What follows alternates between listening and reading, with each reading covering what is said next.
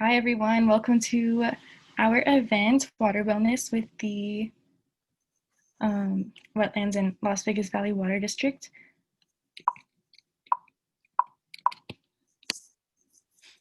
So to start off, UNLVolunteers is a student-led organization whose mission is to encourage civic engagement and positive social change by providing and promoting meaningful service opportunities for UNLV students, faculty, and staff.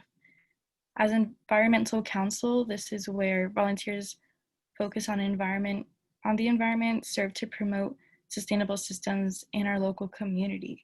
So we're just going to introduce everyone involved with our hosts and guest speakers really quick. So I'm Caroline. I am an environmental science major and a sustainability and health minor, and I'm a co-coordinator for Environmental Council and UNLVolunteers. Constance? Hey, so just like Caroline, I am a co-coordinator of UNLVvolunteers, and specifically I'm involved with the Environmental Council. My major is psychology and my minor is human services. And Awesome. Next, Eric. Hey everybody, my name is Eric Ochoa. My pronouns are he, him, his, and I am actually I'm doing my master's in public administration over at the Greenspun College, and I'm a co-advisor along with Amber at UNLVolunteers, basically just helping out and plugging in wherever I'm needed. So I'm excited. Thank you, Environmental, for putting this on. Thanks for letting us use your Zoom link. Ben, would you like to introduce yourself? Yes, thank you. My name is Ben Durand. I'm the environmental specialist at the Clark County Wetlands Park. Also a UNLV alumni. I got my master's in environmental science there. So thank you for inviting me today. Awesome. Thanks for being here. Emmy, would you like to introduce yourself? Yeah, I'm Emmy Saunders. I'm assistant curator at the Springs Preserve, which is a part of the Las Vegas Valley Water District and Southern Nevada Water Authority organization. And so I work mostly with exhibits, but three organizations work closely together. So I also do public education events like this one. Awesome. Thank you so much for being here, guys. Next, I'm going to do a quick land acknowledgement. We gather today on the occupied, unceded territory of the Paiute people. We recognize the unique and enduring relationship that exists between Indigenous peoples and their traditional territories. And we encourage everyone in this space to engage in continued learning and action about the Indigenous peoples who have been living and working on this land from time immemorial, I can't say the word, and about the historical and present realities of settler colonialism. We therefore bring a call to action that UNLV move forward with creating a Southern Paiute language course, as well as changing our racist mascot. And these are some links. All right, so our agenda today, I will start off giving a brief history and talk about the wetlands and their history and ecosystems. We'll have Ben speak more in depth about that. Next, we'll have Constance introduce the topic of sustainability and water conservation, and we'll have Emmy dive into that more after her. So, to get started, a little bit about the wetlands. According to National Geographic, a wetland is an area of land that is either covered with water or saturated with water.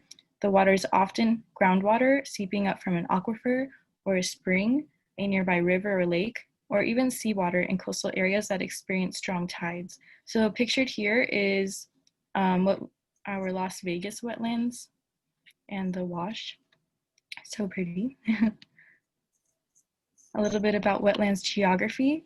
They're also known as swamps, bogs, and marshes. There are three main kinds of wetlands. They vary in size, contain fresh water, salt water, or something in between, like I stated previously, depending on what source of water it comes from. And they exist everywhere, or in every continent except Antarctica. A little bit about the flora in the wetlands. Plants that live in wetlands are uniquely adapted to their watery or hydric soil. Wetland plants are called hydrophytes.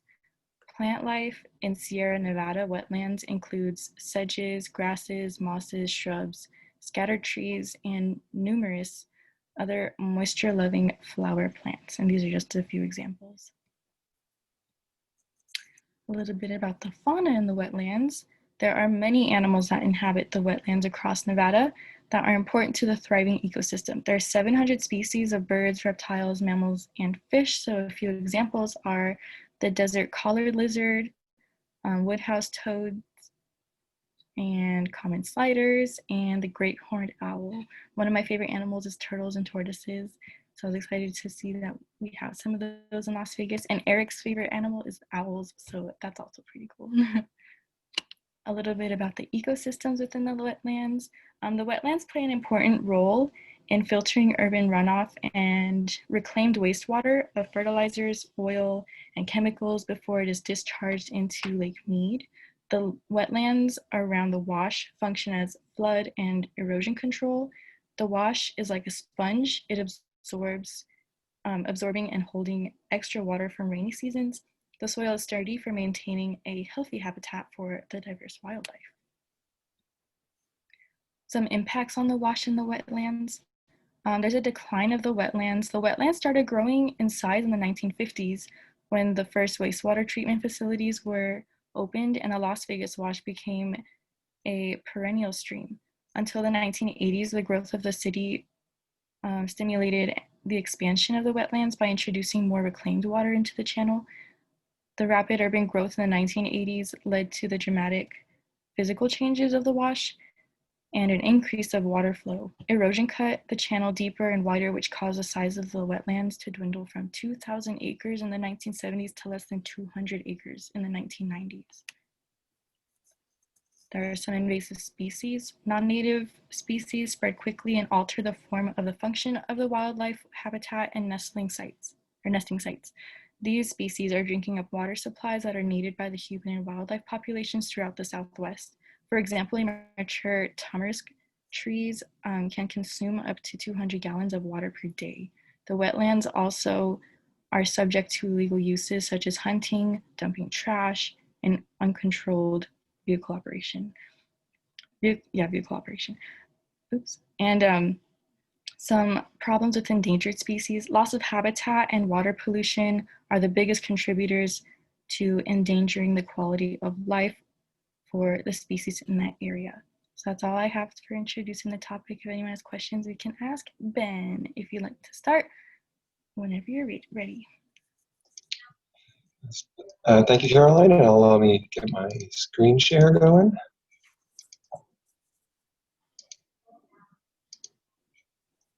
Is that coming through? Yes, perfect. So thank you. That was a really great introduction. I'll touch a little bit on some of that stuff that Caroline mentioned, but I am the environmental specialist at the Clark County Wetlands Park. I've been here for about 5 years or so. I'd like to start just giving a little orientation about where the Wetlands Park is in the Las Vegas Valley. We're located on the eastern side of the valley, located just south of the Frenchman Mountain Complex, north of Henderson, west of Lake Mead. So we actually function as the drain, so to speak, for the entire valley. You can see where I have the Wetlands Park boundary circled in green on the screen here. This is actually connected directly into Lake Mead. So all the water that flows on the surface and underground in Las Vegas eventually goes to the lowest point, which is the Wetlands Park and the Las Vegas Wash, which of course delivers the water to Lake Mead. This is a closer view of the park itself with some of the access points. We have several trailheads located around the park. It is 2,900 acres, about 6.5 or so miles wide. So it's a very large area. We have several trails, paved and unpaved trails out there, and we also have our nature preserve, which is the part most people are probably familiar with, and that's only about 210 acres. But the major feature of the Wetlands Park is the Las Vegas Wash. We like to consider this to be an urban river as opposed to the traditional idea of a desert wash, which is a place that doesn't have water flowing all the time. It really only has water due to rain events. But as Caroline mentioned in the introduction, with the development of the Las Vegas Valley and the discharge of water from the municipal wastewater treatment plants, basically turned the Las Vegas Wash into an urban river. So there are 4 major contributions of water to the Las Vegas Wash. Most of it comes from reclaimed water. That's the water that's treated at the wastewater treatment plants. There's also quite a lot of urban runoff. That's any of the water that's in any of the concrete lined channels that run throughout the entire valley. They all run here basically, or they will run into other channels that will eventually run here. So that's anything that's on the surface of the street, oils, stuff that people use in their yards, any of that kind of stuff is going to end up in the Las Vegas Wash. Also stormwater, which is, we have not had stormwater in several months here, so as soon as we do get that, we will definitely see the results of that in the park. And then the last contribution, and for the Las Vegas Wash, is some amounts of shallow groundwater that eventually seep into the wash. So of course, this is why it's important is because we are connected to Lake Mead, which is where we get most of the drinking water in the Las Vegas Valley from. So all the water that we deliver into Lake Mead could potentially come back to us. Once it's mixed with other waters from the Colorado, Virgin, and Muddy rivers. This is an aerial view of where the Las Vegas Wash meets Lake Mead. Of course, this was taken several years ago, so it doesn't quite look like this in the same spot anymore. But just to give you an idea, this is where the water comes into the wash at around Las Vegas Bay, if anybody is familiar with Lake Mead. But you can see the difference in you can just kind of look and see a visual difference in the kind of water that's coming into the wash, which is on the lower side here. It's fairly cloudy, muddy. It ends up going into the lake, which is where it clears out. And just upstream from here is where we take our water back out. So we have a very clear vested interest in what kind of water we deliver to Lake Mead. I won't get too much into this, but generally just to elaborate a little bit on what Caroline was saying about the initial problems with the Las Vegas Wash. With all of the extra water that was getting into the wash, we saw a definite increase in lots of contributing materials that ended up lowering the water quality. So that's different kinds of sediment, pesticides, bacteria, chemicals, cleaning products. There was a report, this is a report from 1998, about dangerous levels of bacteria polluting the Las Vegas Wash. So this gives a little bit of the challenge that was presented to the Las Vegas Valley, and what we have here at the Clark County Wetlands Park is really the result of all these different agencies meeting the challenge of the Las Vegas Wash. So the major challenges, of course, were the problems with erosion, the poor water quality that was being delivered into Lake Mead, and of course the loss of the original wetlands habitat that had been established here. Just to give a little bit of a history of the Wetlands Park, the actual formation of it, it was originally conceived of on paper in 1991. The master plan was completed in 1995.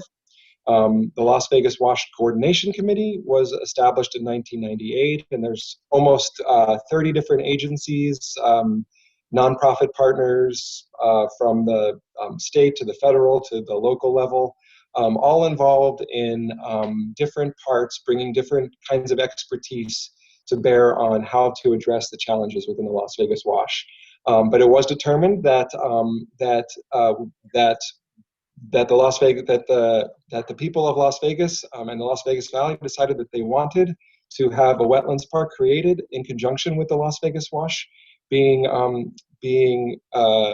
addressed with the environmental problems there. So that's where the park began. We had our nature preserve was dedicated in 2001, and the nature center was opened in 2013. So it's been a work in progress over a few decades. Still a lot of work to be done. We're by no means finished, but just to give you a little history about how we came to be here.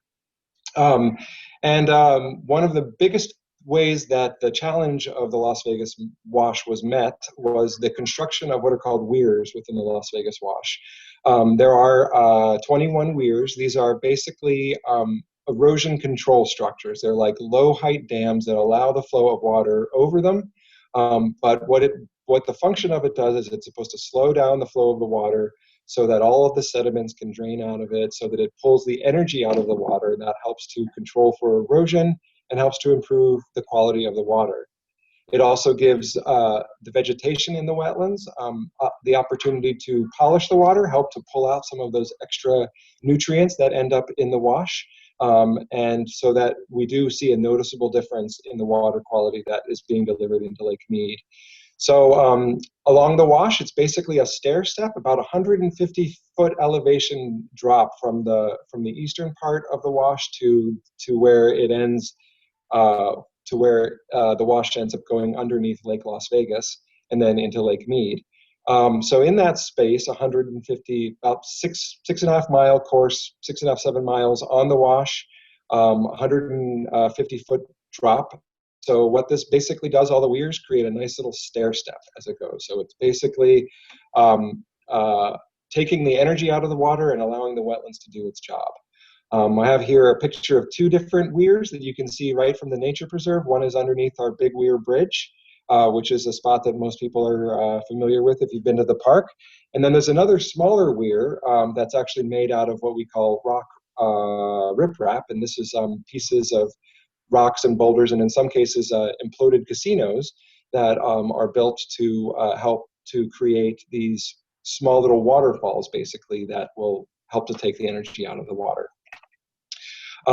So what this does is it really creates the foundation for 4 distinct habitats within the Wetlands Park, and they all are directly related to how close they are to the water source and how easy they have access to the water. So our 4 types start with the aquatic habitat. This, of course, is the habitat within the water.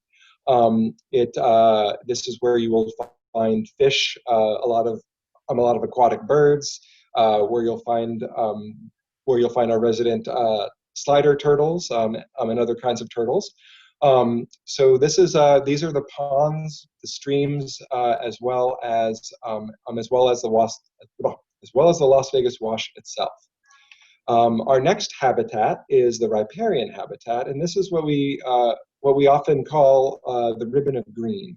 So these are the habitats associated with basically the margins of streams. Where there is actually water, they're right next to it.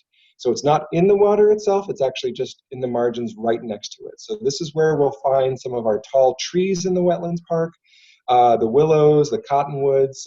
These are the spots that really make the Wetlands Park not seem like it's a part of Las Vegas. Then moving a little further away from the water is the Alkali Meadows. This is actually mostly fed by most of the plants that are in this area get their water from the groundwater. These are areas of very shallow groundwater where there's close surface water. The plants, it might only be a foot or two underground, so they don't have to go very far to get the water, but these are all plants that are well established there. And they often are actually very well adapted to highly salty kinds of soil. So this is where you'll see some of these unique desert plants that you would find in a highly alkaline kind of habitat. Our last one here is the desert scrub habitat. This is more of the ubiquitous desert that we find in most of the Las Vegas Valley. This is where you'll find the creosote bushes, the bursage, those kinds of plants. These are not tall, these are small plants. and they really only rely on the water that they can get from precipitation. So this is much more traditional of the desert, but we have a large portion of this, particularly on the north side of the wash, that is this traditional desert scrub habitat. Just to give a brief overview of some of the wildlife we have in the park, we have several threatened and endangered species that have been observed here. 3 distinct bird species. That's the southwestern willow flycatcher, the Yuma ridgeway's rail, and the yellow-billed cuckoo. Those are 3 birds that have been observed within the wetlands, and those are good indicators that the kinds of habitats that have been created here are a success, and they are being used by these endangered species. We also have seen the desert tortoise as well. Often we do get people dropping off their desert tortoises here. We strongly discourage that because most of the wetlands is not their habitat, but they are here. As well as some places we do have the Las Vegas bear poppy in some of our more desert areas as well. Lots and lots of birds. Over 300 species of birds have been observed in the park over the years, and in the vicinity of the Las Vegas wash. Lots of mammals, probably the most interesting of which are the beavers. Most people would not expect to find beavers in the desert, yet we have lots of water, lots of trees, all the things that they need to thrive, and boy, do they thrive here. We also have lots of insects, innumerable. I don't know that they've ever been counted, but you'll often be able to see lots of beetles, butterflies, dragonflies, damselflies. They're out here all the time. Of course, we have reptiles, fish. Some of the reptiles include the turtles, but also we do have snakes out here as well. Most of the snakes you'll see in the nature preserve are the non-venomous kind. So if you see them, it's a great thing. Of course, you just want to leave them alone, as you would with any kind of wildlife. So just getting a little bit into some of the park management issues that we have here. We have to deal with how we get the water to flow through the park, how it drains, how we deal with flood events. We have to manage the vegetation. That's invasive species. We have lots of invasive plants here that we are always trying to control. Then we also, part of that is removing the invasive species, but then we also want to plant native plants in order to try to create more native habitats here in the park and try to reduce these places where we have lots of invasive species. Of course, trail maintenance and park access that we have to deal with. That's just keeping the trails upkeep, our facilities maintenance here at the Nature Center. And also, we also have to deal with vector control, which is basically mosquitoes. We do have some mosquito-borne illnesses that have been observed in the park, and Clark County does a lot of regular monitoring to test for the presence of any of these disease vectors and any of the diseases as well. So those are tracked on a daily or on an annual basis. Some of the other management challenges we have, of course, you may have heard about the Wetlands Park being on fire. It happens more times than we would like. It's rarely ever a controlled burn, and never is it.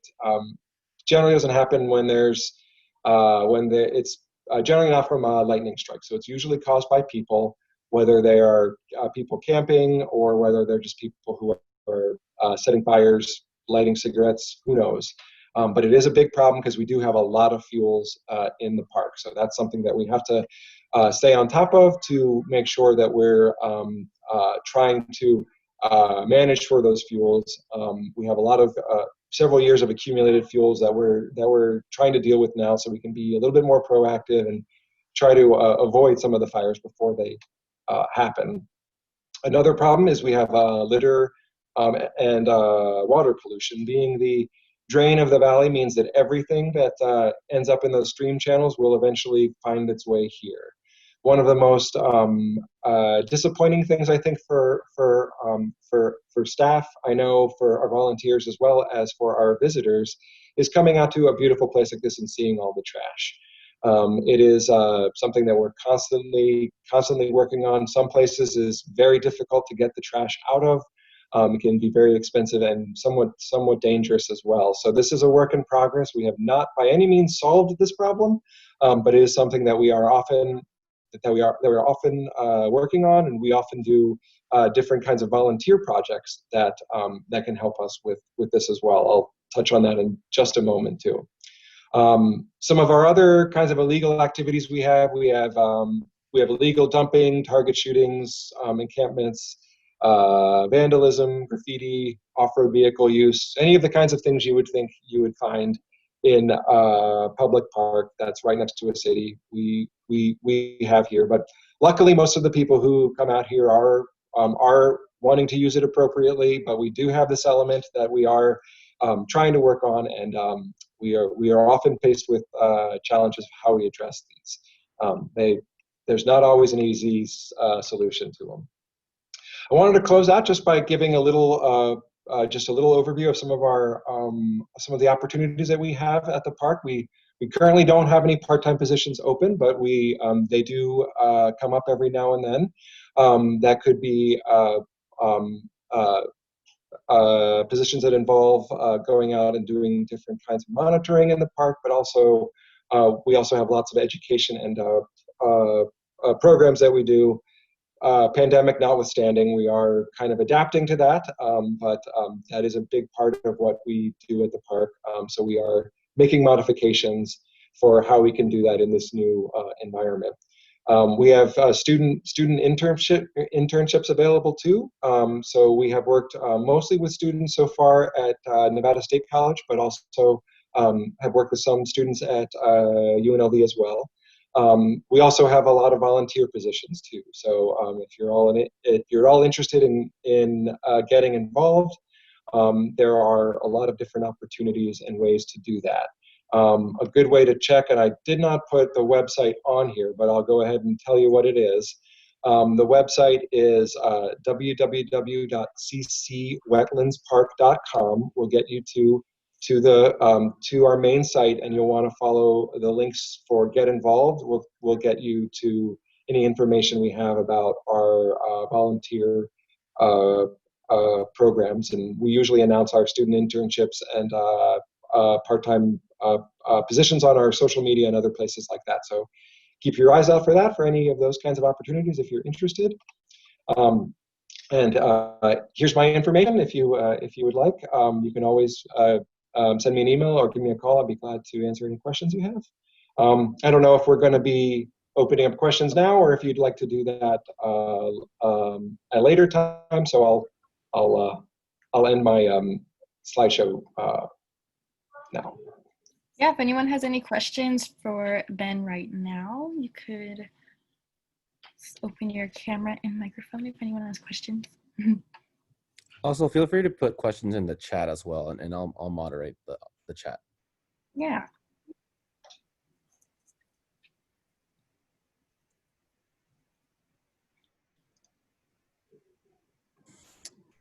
And it doesn't look like there's no questions in the chat, so I think if anything comes up later, just type in the chat and we'll get to you. Constance, it's your turn. Did you want to share your screen? Do you still have the PowerPoint pulled Yeah. up? Okay, cool.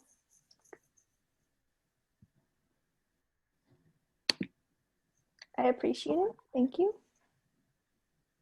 All right. So now I want to get down into sustainability and water conservation for this part of the presentation. But before we dive into these topics, I feel like it's important that we define these terms. First, we have sustainability on the left, and I personally like to define it as the ability to both provide resources when you need it, but to also regulate those resources so that they are not depleted in the natural environment. It's kind of like a balancing act where both you get what you want while keeping the natural environment healthy. And there's many different ways to do it. For example, I like to practice sustainability by wearing a reusable mask. This can be seen as sustainable because it takes up less resources. to make one reusable mask versus 100 disposable ones. And because I'm providing for myself while also putting less strain on the environment, I view this as practicing sustainability. The other definition I have for y'all is water conservation. And this is simply the act of moderating water and using it as little as possible to, again, achieve what you want. Combining both of these definitions, sustainability and water conservation, this can look like turning your front yard into a natural desert biome without grass. This is also known as xenografting. Instead of using gallons upon gallons of water for thirsty exotic flora and non-native plants, it's better to just do this. It's sustainable because you're actively regulating a resource in effort to not deplete it, and it's water conservation because you aren't using any water. And these terms really go hand in hand. Cool. And next, we have this. I pulled it off the EPA website, which is the Environmental Protection Agency. And it's estimated that about 80 to 100 gallons of water is used per day by just one person in one household. This can be further analyzed by the use of water in a single household, which I have above. In a 2016 graph, using the toilet, showering, and washing clothes accounted for most water used with 61%. Coming in second was using the faucet with 19%. Perhaps this is like drinking water, cooking, washing hands. Coming in third was leaks, which even though it was only 12%, it is still a lot of water considering it's more than a tenth. Furthermore, this chart is not all inclusive, providing the amount of water needed to grow food, sustain livestock, or even the daily water usage we use at school and work. It's also important to connect sustainability throughout our daily lives because we don't want this world to become unlivable without water. It's the only place we have. Cool. So now we have problems with the lack of sustainability and water conservation in our society. And these can be brought up because of drought and population increase. And I'm gonna start off with a quote. Again, I got this from the EPA's website. And it says, quote, "Due to drought conditions that the Colorado River Basin has experienced since 2000, the water level of Lake Mead has dropped 130 feet as of early 2016, or to about 40% of its storage capacity. As water levels continue to drop, so does the amount of Colorado River water available to Nevada and Arizona residents. It is projected to drop below 1,000 feet by 2025. And Nevada is one of the driest states, so it's unlikely to just fix itself with a storm or something." And in the picture, we can see Lake Mead on the left. And not only is it just really beautiful, but it also shows a dire result of drought and high water usage in Las Vegas. The white area that you see above the water is actually called a bathtub ring, and it's where the water was long ago. Climate change could potentially cause this to worsen as the desert heat increases and droughts become more prevalent. All right, and so I have another quote about the population increase taken from the EPA website, and it's, quote, "Nevada's population has been growing at a rate of 25% or more for the past 3 decades. The state's 2010 population of 2.7 million is projected to increase to 3.3 million by 2030. By 2060, as a result of increased population and potential drought conditions, the Colorado River Basin's water demand could exceed supply by an estimated 3.2 million acre feet, which is more than 1 trillion gallons per year." So this just adds to the ill effects of the drought-stricken land already. And on the right, we can see a graph. It's a bit outdated, but it relates to the previous quote. I want y'all to notice how the population is going up and the water usage is only going down by a bit, just a little bit. And although it is going down, this is only because probably an extreme concern for the environment and new policies being implemented that the public has to follow. All right, and then for my last slide, I just wanted to have some just quick and easy ways that we can practice sustainability and water conservation on an individual basis. And so first we have moderating shower time. Most of the time it only takes a few minutes to shower. I know the warm water can feel good, especially in the morning when you just wake up, but ultimately it's just bad for the environment if you just continue to use excessive amounts of water. The next tip is to buy a Brita filter, which is something that I've done recently. I feel like this pertains more to sustainability. And the best thing to do, in my opinion, is to pair it with a reusable water bottle. I know I used to find myself drinking water bottles and only drinking about half and then throwing it out because it tasted like plastic. Well, now I don't have that problem anymore. The good thing about this is not only does it stop you from not finishing your water bottles and throwing them out in the trash, but it also saves you money in the long term. And living sustainable doesn't always have to cost more money and can oftentimes be a cheaper option in the long run. Next, we have xenografting, which I mentioned before, and it may be pricier, but you don't have to water your lawn, and it's a natural habitat for cute wildlife, especially if you like bird watching or just documenting the natural species of animals. Finally, I have the most simplest option in my opinion, and that's just to go around your house and check for leaks. As I mentioned before, EPA stated that 12% of our water usage is caused from leaks. So the more leaks you find now, the better in the long term. Yeah, but that's it. Awesome. Thank you, Constance.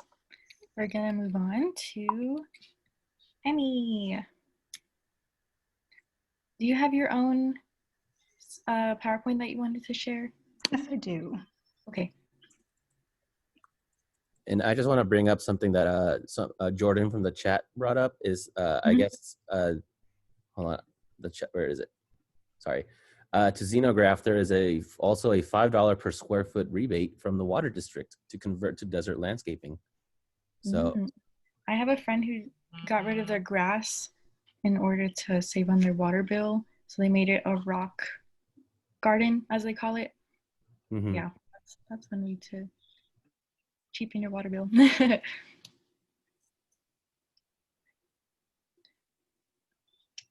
All right. How's that look? Perfect. Can you see it? Okay, good. All right, so my name again is Emmy Saunders. I work at the Springs Preserve primarily, and I'm going to talk a little bit about where we get our water from in Southern Nevada, where we have historically gotten our water from, and why conservation or lack thereof has been a really important part of that whole story. The three organizations that work together are the Las Vegas Valley Water District, the Southern Nevada Water Authority, and the Springs Preserve. Now, there are agencies outside of these three that also do deliver water to people, but these are my organizations, so these are the ones that I'm going to talk mostly about.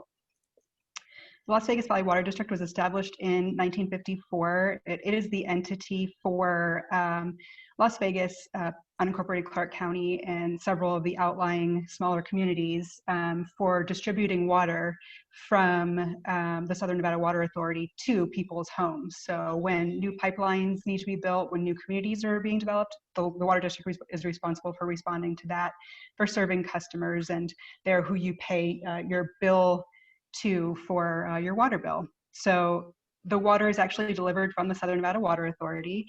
It used to be that the different entities kind of worked separately, that being City of Henderson, City of North Las Vegas, City of Las Vegas, to get water from our water source from Lake Mead and deliver it to people. But now the Southern Nevada Water Authority is responsible for acquiring the water from Lake Mead, treating it, and then handing it off to the Water District or other entities for delivering to people's houses. And they also manage water quality and water quality research. So the Springs Preserve, it's known somewhat as the birthplace of Las Vegas because it is the location of the original Las Vegas springs. So those springs used to abundantly flow from the site where we are now. Lots and lots of powerful artesian force of water just gushing out of there, forming ponds, and that actually formed the Las Vegas Creek as well, which flowed down to what is now downtown Las Vegas. So we are important for that reason. We're a 180-acre cultural institution. We've got museums and galleries, and we opened in 2007 to take care of the site and also to educate people about why we exist and some lessons we have learned about conservation along the way. It is also an active archaeological site. That water source was also a water source for Native Americans living there up to thousands of years ago as either a place to live or a campsite. You can come visit us. I would go to springspreserve.org first. I highly recommend that you check that out because we are under some strict COVID restrictions. So we have restricted hours and days and reservations are required. But if you do stop by, you might get to meet me and take a tour with me. One of the sites that we have that you can see is the Cienega, which is open right now. So the springs on the site, that water that I was talking about that flowed abundantly is no longer flowing to the surface, and I'll talk about that in just a sec.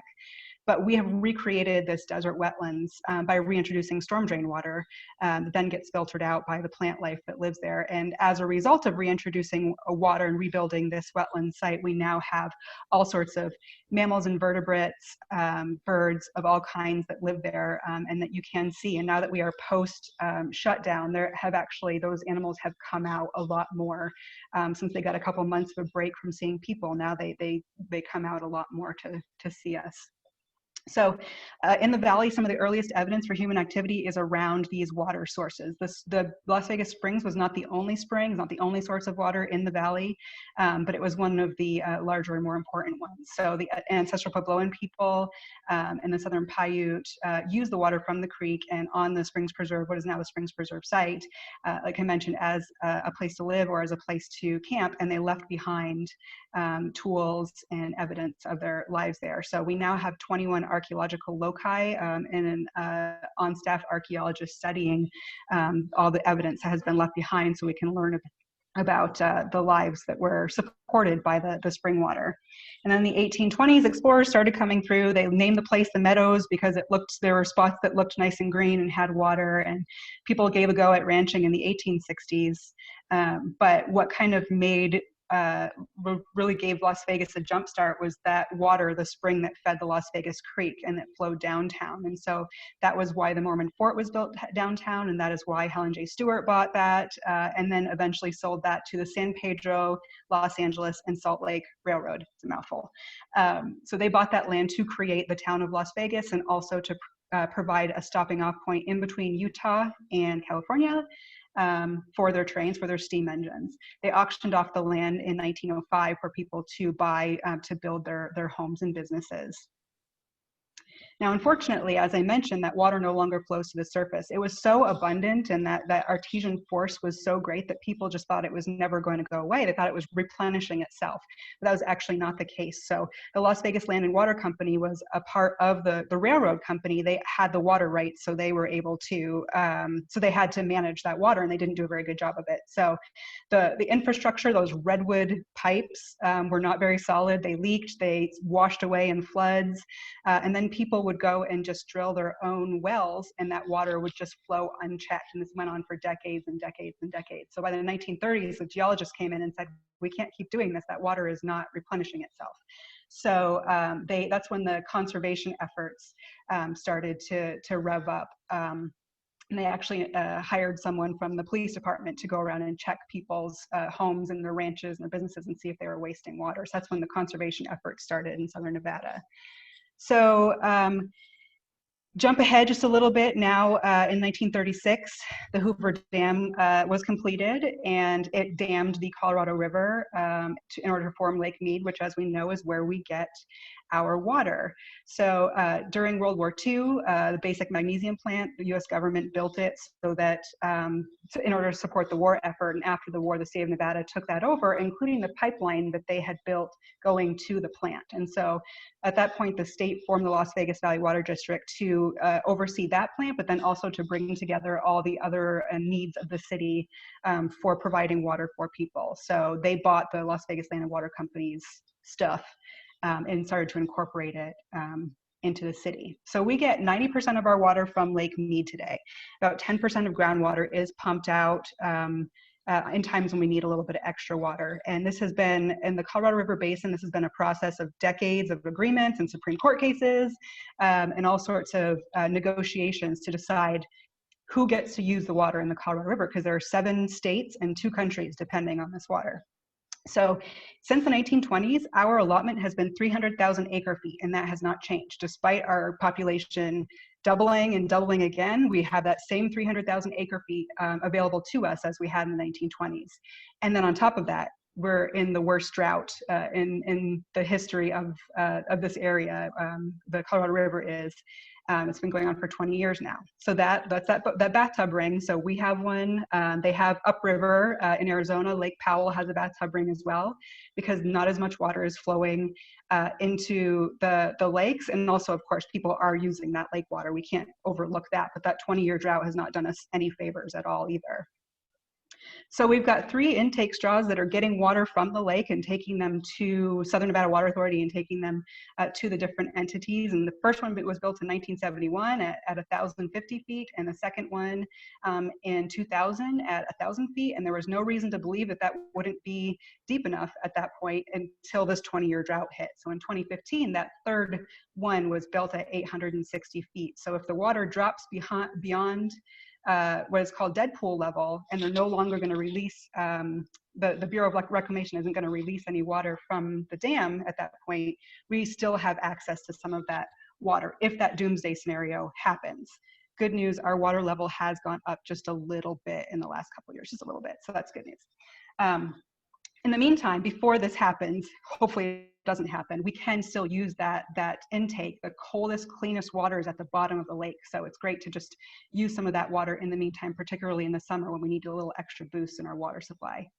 So SNWA draws that water from Lake Mead. They have to treat those pipes, the water for quagga mussels. That's an invasive species that has taken taken a big hit on Lake Mead, little tiny mussels that reproduce at a ridiculous rate. So they have to treat for the quagga mussels.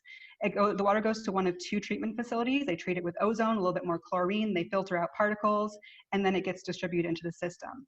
And in case anybody has any concerns about the quality of your drinking water, the SNWA tests for more contaminants, they test more frequently, and they test more proactively than the state and federal laws require. We have some of the safest and cleanest water in the country, including COVID-19 DNA markers they have tested for. So they are finding non-infectious markers in wastewater, but once that water gets treated, it's gone. So they're not finding them after the water has been treated. So if anybody's concerned about that. So the water that you drink that comes out of your tap is safer and more regulated than water that you're getting in bottles of water. So we're at the water district side, or City of Henderson, Boulder City, North Las Vegas side of things now. So it's delivered to those entities, and the water district has 79 reservoir basins. You might see them if you're driving around town. Big reservoirs are huge tank looking things. And then 54 pumping stations, 1 million gallons of water a minute is moving around our city, 6,500 miles of pipes, not including the other cities that I mentioned, and then some wells if we need a little bit of a boost from those.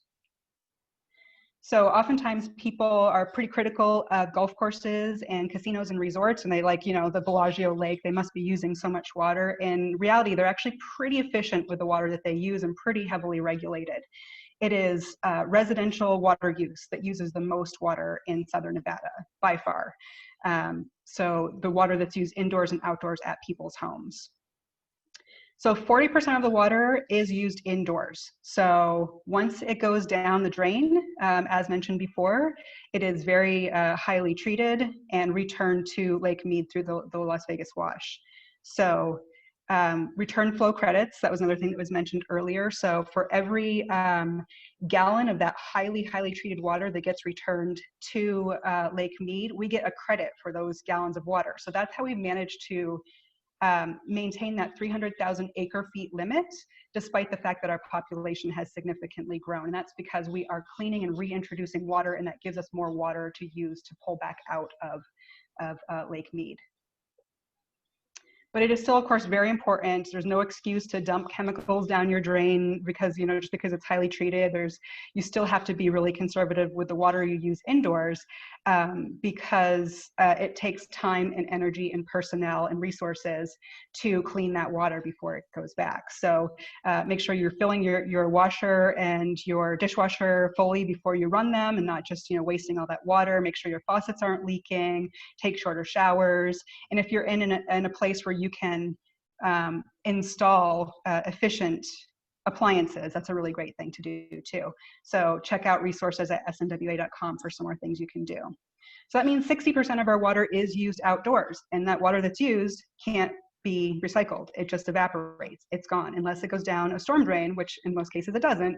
That water is just gone. So that is why we focus a lot of our conservation efforts on outdoor water use. Not to say, again, that indoor water use isn't very important, but this is our big ticket place to really save water. So you can find out all this stuff at snwa.com. But that's why when you hear Ryan Reeves on the commercial talking about, you know, changing your watering clock, that's because of all that water that's wasted or used on turf. We might have a little cameo from my cat here, sorry. So that's why each of those different cities limits how much water people can use, when they can water, and it's very strict and it's enforced. And it's because we want to put a stop to that water waste. And that's why sometimes people get warned and then they get charged fees for violating.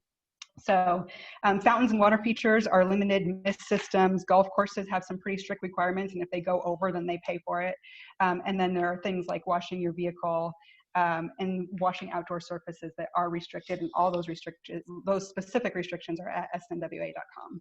So the biggest program, as mentioned already, that has really given us a real change. Oh my gosh, my cat, sorry. Is the turf conversion program. So basically, people are encouraged to pull up their grass, and for every square foot of grass that they pull up, the number changes, but you get a certain amount of money rebated back to you. And so 193 million square feet of grass have been pulled up since the program started, and that has saved us 130 billion gallons of water, billion with a B, through this program. So again, this is why we really concentrate a lot of our efforts on outdoor stuff. Also, if you have a pool, if you buy a cover for it and prevent evaporation, you can get a rebate for that. And you can get coupons for getting your cars washed at a Water Smart car wash, because that water is going down the drain and being reused. So snwa.com for all that stuff. You can also report water waste. That's also important. Sometimes I know as a homeowner, I've had my sprinklers running in the middle of the night and I didn't know that something was leaking. So tell your neighbors, and then if there's a consistent problem that you see, you can report that. So if you're not in a position where you can change your watering clock, if you're not able to remove all the grass wherever you live, then you can report that water waste, and that's important too. So real quick, just to recap, snow falls on the Rocky Mountains on the west side. That's where a lot of that drought is happening. If we're not getting a ton of snowfall in the Rockies, then that is affecting us here in Las Vegas. So that snow melts, it comes down the river into Lake Mead. From Lake Mead, it's piped out to us with a little bit of help from groundwater. And then we use 40% of that water indoors. We lose 60% of it outdoors. We lose 40% of it inside. It gets treated and returned to Lake Mead. So that's kind of basically what happens with water. And if anybody has any questions, both of these emails go to the same inbox. So you're welcome to use either one. And I'm happy to answer any questions.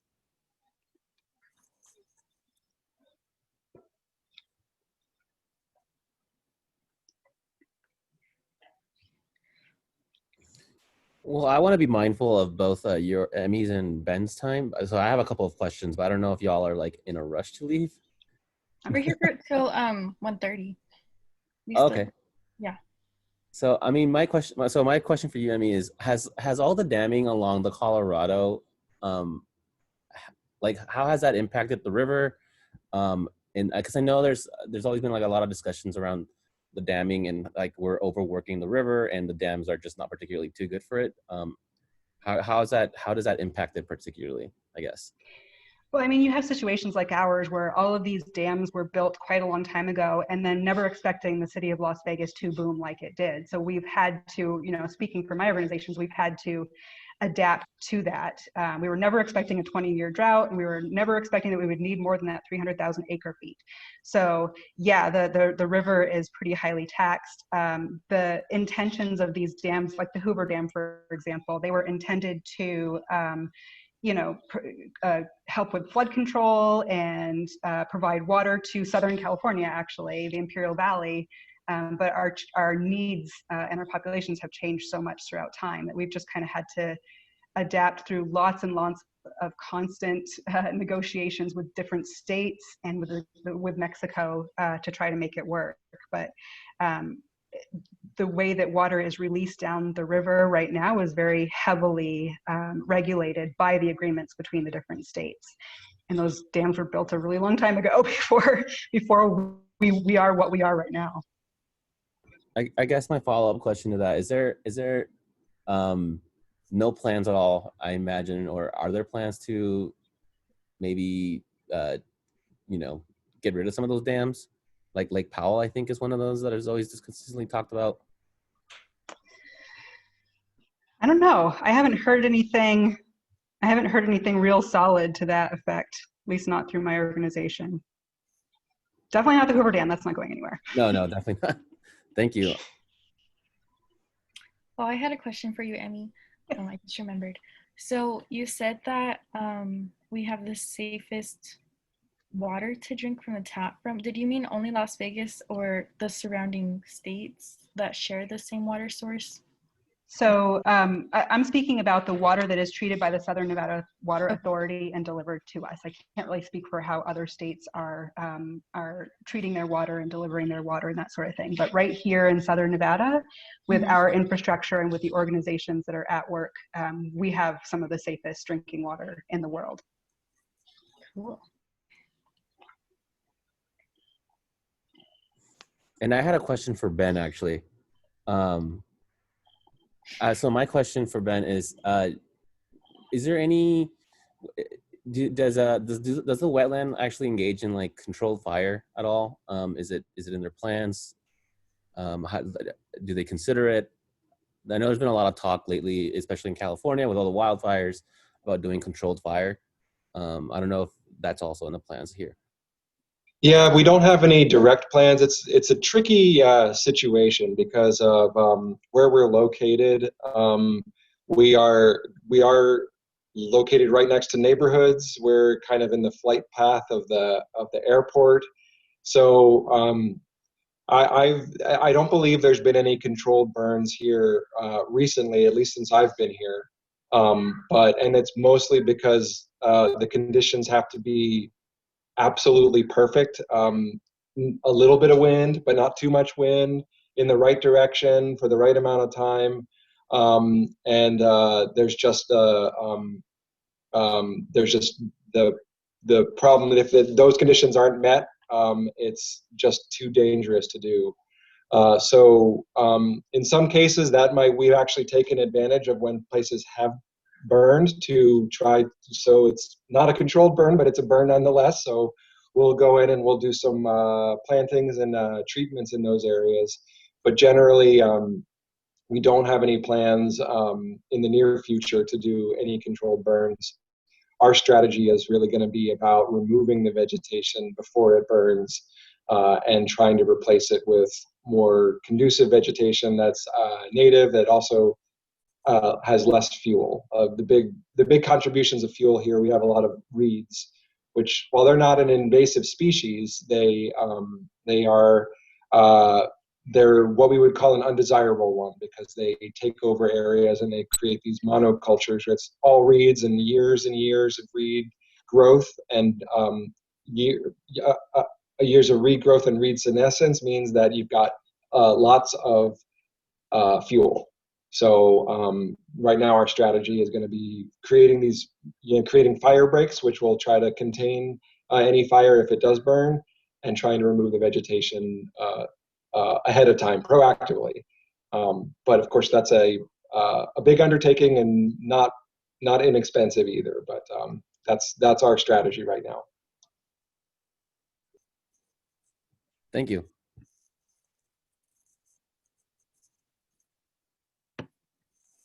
Well, I had a question for you both. So I am an environmental science major, so I was just wondering, like, how long have you been in this field, or what did you do before this? Just curious. Well, I actually, this is kind of my second career path. I started out as a graphic designer. When I moved out to this area, I've been here for about 12, 13 years. I just really fell in love with the landscape and started to get out and doing a lot of volunteering, and found that this was more the path I wanted to go into. So that was when I decided to go back to school. I went to UNLV and um, graduated in 2012. So it's been about 8 years or so, and just grabbed whatever opportunities I could along the way. That's what I would recommend to any students. Just volunteer opportunities, internships. It's all good. It's all kind of stepping stones to get what you want to go. But that was my path. Yeah. Awesome. Similar to mine so far. So environmental science is actually not my field. I have a bachelor's in history and master's in museum studies. So I'm a museum person, and that's been my field for 16 years now, starting off as a museum educator and becoming a curator. And through that, I've had to learn to try to learn a little bit about everything, particularly everything that we cover at the Springs Preserve. I've been there for 13 years. I'm by where I work, I'm kind of adjacent to environmental sciences, but I am a historian and a museum person. Cool. Thank you so much. Are there any other questions from people?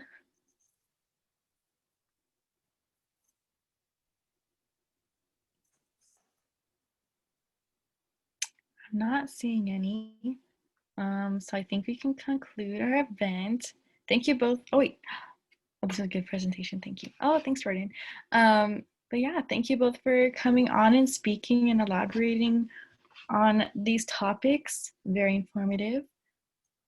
And yeah, I think that's all for today. Thanks for having us. Yeah, of course. Yes, thank you for having us. Thank you thank you for your presentations. It was very, very insightful. I've learned a lot that I did not know. Great. I'll be visiting the wetlands and Springs Preserve because I feel like I need to do something. Hopefully we'll be able to volunteer with you guys soon-ish. So yeah, the park is open every day, sunrise to sunset. So come out and visit the trails. The nature center, we're only partially open part of the week, but the Big Star, the park and the trails, they are open when the sun's up. So come out and see us. I didn't mention that we also have a volunteer program, very robust volunteer program. It is on hold right now until we are able to start opening up more spaces. So just keep checking the Springs Preserve website, and I'm there Friday, Saturday. So you can come and I can give you a history and archaeology tour of our outdoor areas that are open right now. Ooh, super cool.